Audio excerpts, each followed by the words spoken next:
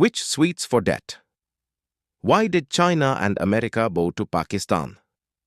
Imagine this, a country whose economy has collapsed, foreign currency reserves are dwindling, inflation is skyrocketing, and its people are out on the streets. Yet, at that very moment, the two most powerful superpowers in the world, China and the United States, arrive one after the other at its doorstep, offering loans and financial aid. Does this happen with any ordinary country? Is this merely economic relief or part of a much larger global game? Pakistan has now become the most complex and mysterious pawn in this game, and it's a story India must understand, because this is not just about Pakistan, it directly impacts India's borders, national security, and future strategies. Today, we'll delve deep into this very subject. But before we begin, if you are new to our channel, please don't forget to subscribe so you receive the latest updates on all our videos first. Now, without further delay, let's begin today's discussion. How does Pakistan, a country that faces a new crisis every quarter, still manage to rally both global superpowers behind it? The answer doesn't lie merely in the words loan or aid, but in the deep diplomacy through which Pakistan has strategically made itself indispensable to both China and the United States. On one hand is China, which has made Pakistan the crown jewel of its Belt and Road Initiative, and on the other is the US, which sometimes declares Pakistan a major non-NATO ally, and at other times relies on it to meet its military needs. Recent developments show that China has just rolled over a $3.4 billion loan to Pakistan. That means it's not new debt, but an extension of the old loan's maturity, so that Pakistan doesn't get declared bankrupt. This single move gave some breathing room to Pakistan's foreign currency reserves, raising them to around $14 billion. But the real story goes much deeper. Because this is not just economic aid, it's a tool of strategic control. A tool through which China has not only drawn Pakistan closer, but also secured a direct route to the Indian Ocean. In fact, the China-Pakistan Economic Corridor, CPEC, is not just an infrastructure project for China. It is a geopolitical gem that gives Beijing direct access to the Indian Ocean through Gwadar port. It provides an alternative to the Malacca Strait, which is considered the biggest vulnerability to China's energy security. This corridor from Gwadar to Xinjiang is not just a trade route, it's an artery through which China is increasingly tightening its grip on Pakistan. And this is what's known as debt trap diplomacy, China's infamous strategy where it lends so much to a country that the borrower can no longer repay, ultimately mortgaging its sovereignty. Pakistan has now become a living example of this strategy. The operational rights of Gwadar port are already in China's hands, and the deployment of Chinese security forces within CPEC has now become common. In other words, China's military shadow is deepening on Pakistani soil, and for India, this isn't just a matter of concern, it's a serious warning. Now, speaking of the United States, its strategy is completely different, but the objective is just as strategic.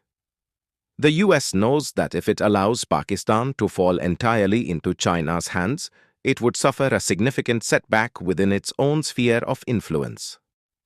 That's why America is once again trying to rebuild relations with Pakistan in a soft manner. Recently, US President Donald Trump hosted Pakistan's army chief at the White House.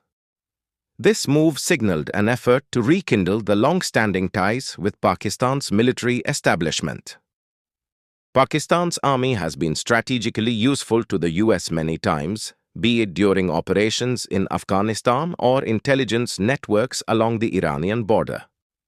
In such scenarios, the US does not want Pakistan to align fully with China. Therefore, it is willing to offer Pakistan some economic relief and military aid, provided Pakistan agrees to follow America's policy conditions. Pakistan has handled this entire situation with great cunning. It has positioned itself as so essential to both superpowers that neither can afford to ignore it.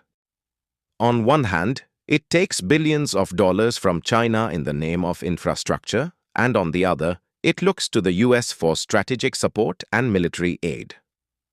Pakistan has cleverly presented its geography and military establishment as a power broker, a gateway through which every major power must pass. Now the question arises, why should India be concerned? The fact is, India finds itself caught in the middle of this triangle. When Pakistan cozies up to China, China extends its military presence, technology, and strategic grip onto Pakistani soil. This directly increases pressure on India's western front. If China builds a naval base at Gwadar port or establishes a military base in Balochistan, India will have to prepare for a two-front war, China in the east and Pakistan in the west. On the other hand, if the US resumes support for Pakistan's military, it could spell serious trouble for India on the terrorism front. India has repeatedly urged the US to stop military aid to Pakistan, as those resources are often used in cross-border terrorism. But if America, driven by its geopolitical interests, once again empowers Pakistan's military, the threats facing India will only multiply. Pakistan's dual strategy, riding two boats at once, is currently working in its favor. But the biggest burden of this maneuver is falling on India. India now has to remain alert not only along the border with Pakistan but also stay vigilant about every move China makes. Especially the presence of Chinese troops deployed to safeguard projects like CPEC is a new and alarming threat for India. History is witness that whenever Pakistan has received external support, it has intensified its activities against India, be it the 1971 war or the 1999 Kargil conflict.